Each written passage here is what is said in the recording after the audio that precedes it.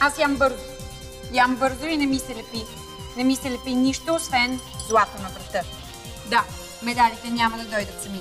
Трябва и яко бачкане. В случая ядене. В яденето има няколко основни правила. Никога филията не се започва обратно на намазаното.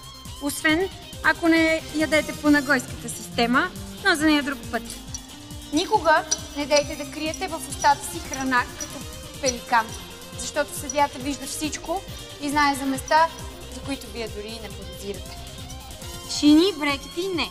Захваща се храна по тях и това води до дисквалификация. Яще на малки, чести и контролирани хапки.